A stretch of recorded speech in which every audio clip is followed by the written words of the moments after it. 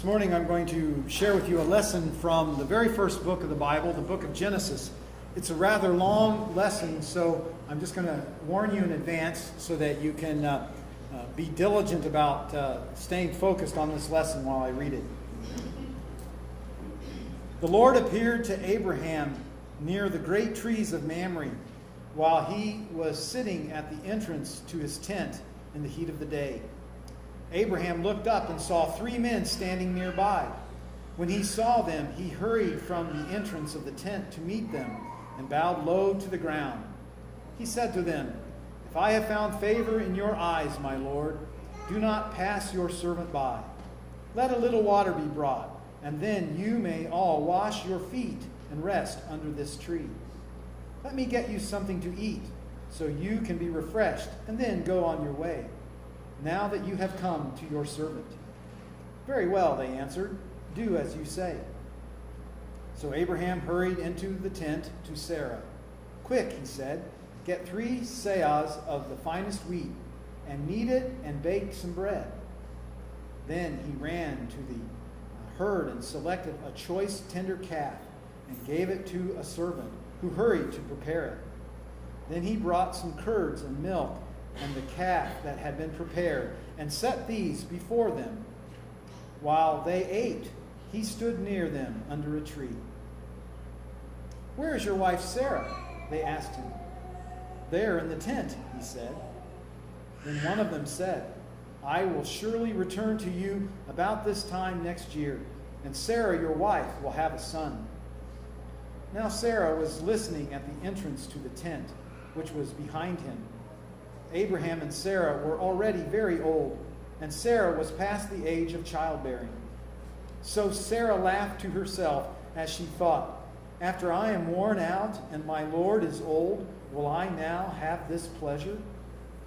Then the Lord said to Abraham, "Why did Sarah laugh and say, 'Will I really have a child now that I am old?'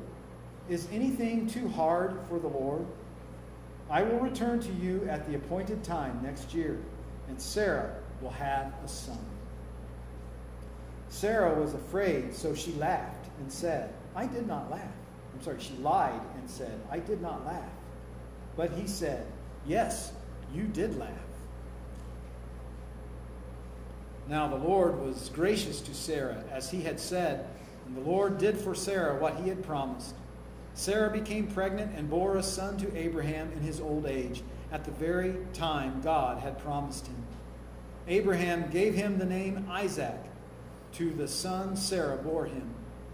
When this son Isaac was 8 days old, Abraham circumcised him, as God commanded him. Abraham was 100 years old when his son Isaac was born to him. Sarah said, "God has brought me laughter, and everyone who hears about this will laugh with me." And she added, "Who would have said to Abraham that Sarah would nurse children? Yet I have borne him a son in his old age." This is the word of the Lord. Thanks be to God. Well, as I read this story, I'm reminded of how impatient this place is that we call Earth. Especially today, in this modern age, we're all so impatient. A few months back, while my family and I were on vacation in Boston, I experienced this impatience firsthand.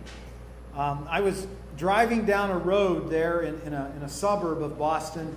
Was driving down a road I'd never been on before. It was a 4-lane road, 2 lanes each way.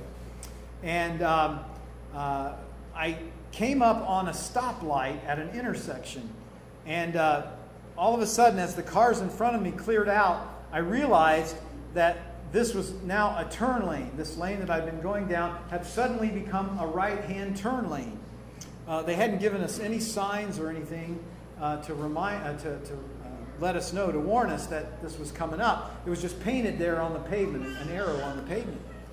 So the light happened to turn red, and I came to a stop. And while I was sitting there, a lady pulled up behind me, and she started honking her horn. She wanted me to turn right on red. And I could have, because there were no cars coming, except I wanted to go straight.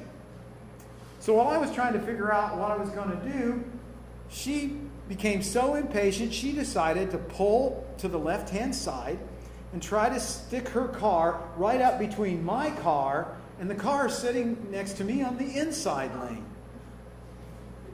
I'm thinking, man, there's no way she's going to make it. And I was right, because she clipped my mirror. But she didn't stop. She just kept on going. She got up ahead of me and she turned right, because wherever she was going, she had to get there in a hurry. Well, fortunately for me, my car has breakaway mirrors, so it just knocked the mirror back. I was able to reach my hand out the window and pull the mirror back into place. It didn't do any damage to my car. But I guess as I think about it, I shouldn't be too hard on this impatient lady driver.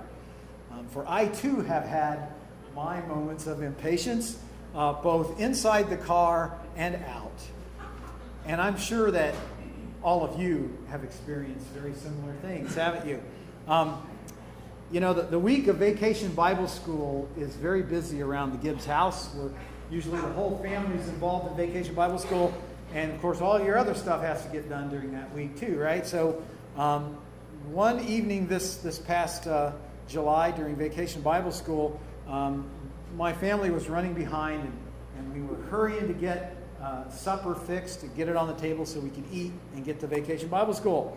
Well, my wife had cleaned some corn on the cob, and she put it in the microwave and started the microwave, and she got busy doing other things, and she said to me, "Mark, can you get the corn on the cob out of the microwave and take it to the table?"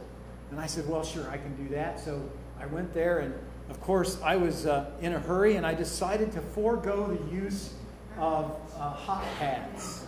Okay? Now, I think I'm a pretty smart guy.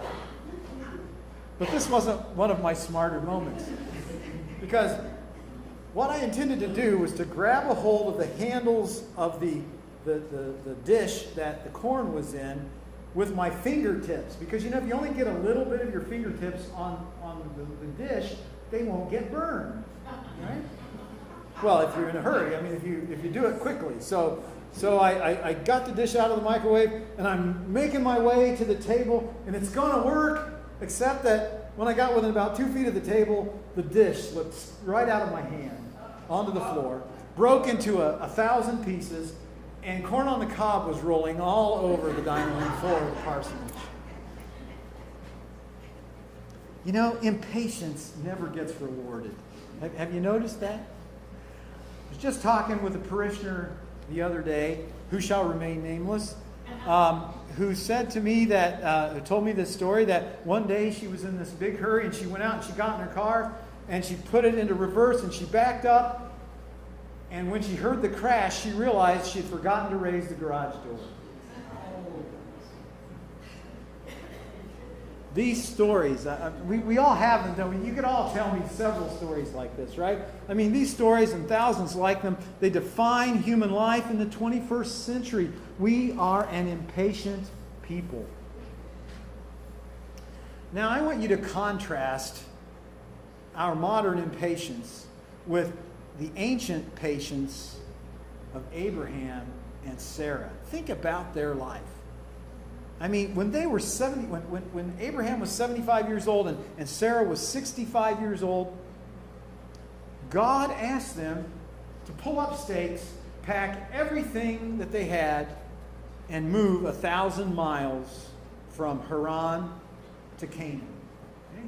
Now, that's a long journey even for us, modern folk, with cars and moving vans and airplanes, right? But think about if all you have is oxen and carts, right? And you're carrying everything 1,000 miles through the desert. That would take some patience, wouldn't it? And once they got there, God says to Abraham, "I'm going to give you an heir. I'm going to give you a son. He's going to carry on your family name. And you're going to have a large family, as large as the sands at the seashore." Even though his wife Sarah has never, ever given childbirth. Not once. And she's 65 years old. The scriptures are very clear here that she's beyond the age of childbearing. So they wait, and they wait, and they wait. For 25 years, nothing happens. Sarah's womb remains as barren as the desert in which they live. And what did Abraham and Sarah do in the meantime? They just went about their business. They trusted God. They trusted His promise. They tended their sheep. They shared hospitality with strangers. They worshiped and served their God to the best of their ability. Well, there was this one time when Sarah was just a little impatient. She tried to force God's hand just a little bit by giving her maidservant Hagar to Abraham in the hopes that Abraham might receive an heir by her. And she did have a child named Ishmael. But that didn't really work out exactly as they had planned. It wasn't in accordance with God's plan. But for the most part, Abraham and Sarah patiently waited for God to fulfill His promise to them.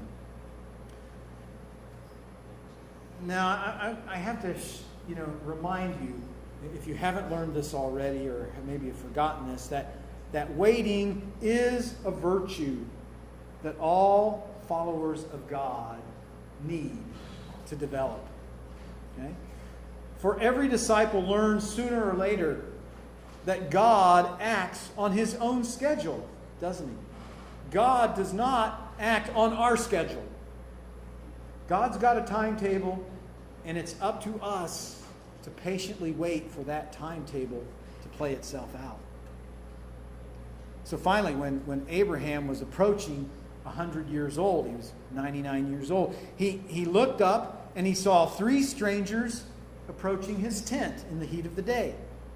Now in the desert, it's an ancient tradition for locals to welcome strangers with unabashed, over-the-top hospitality, because it might be a matter of life and death. If you're a nomad and you're out in your tent in the heat of the day by an oasis, and 3 strangers approach, across the sand dunes and come to your tent, chances are they're going to be in need of several things. They're going to be in need of shade. They're going to be in need of rest. They're going to be in need of food. And most importantly, they're going to be in need of water, right?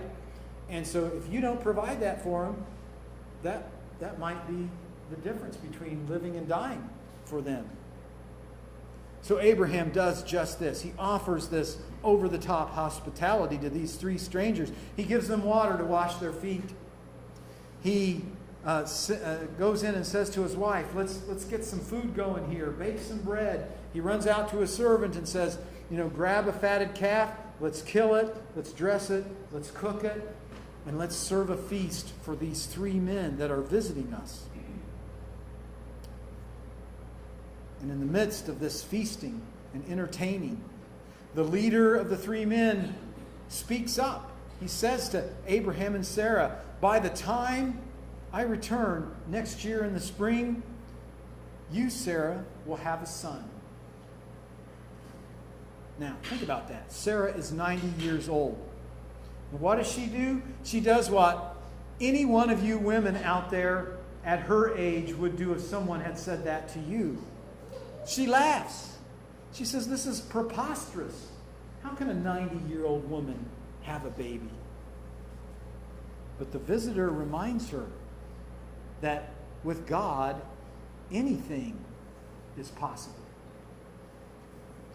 So let that be a warning to you women out there.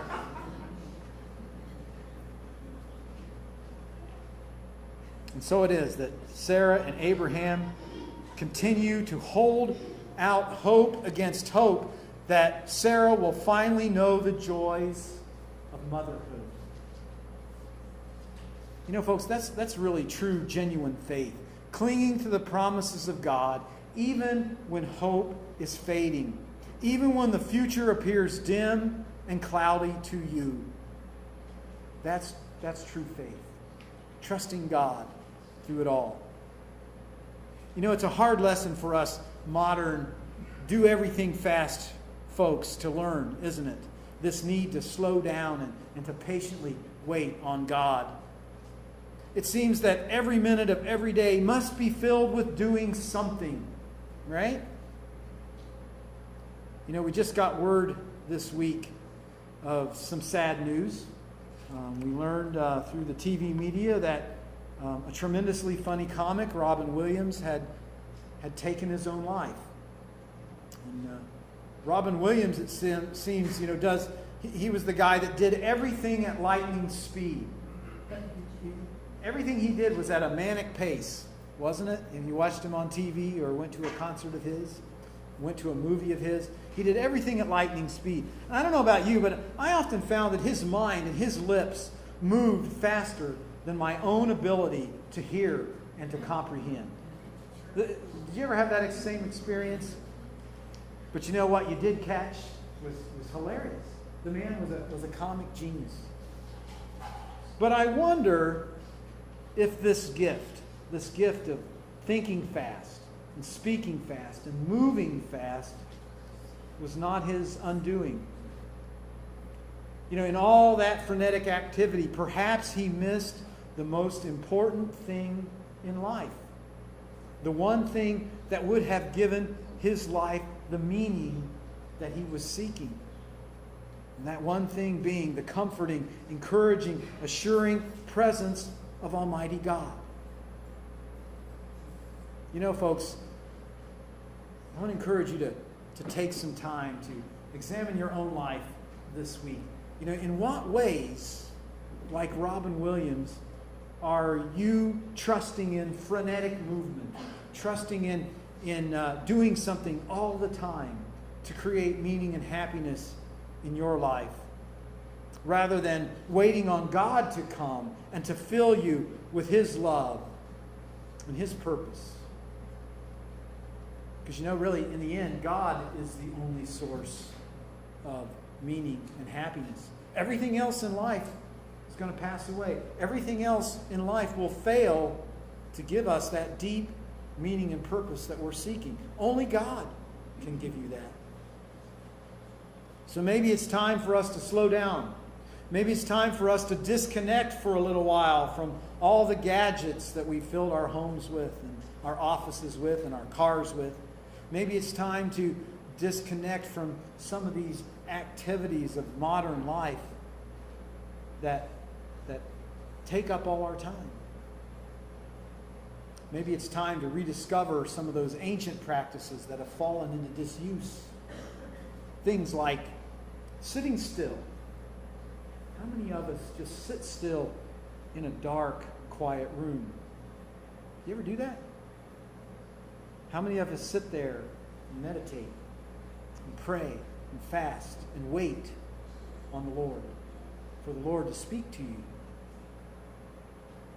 How many of us go out of our way to show kindness to strangers like Abraham and Sarah did? Just a few of the things that God can use to teach us, to fill us with His wisdom, to guide us in paths of righteousness. I want to encourage you to give that a try. Give those things a try. You might just be surprised how it changes your life. You might just be amazed at who shows up at your door. Let's pray.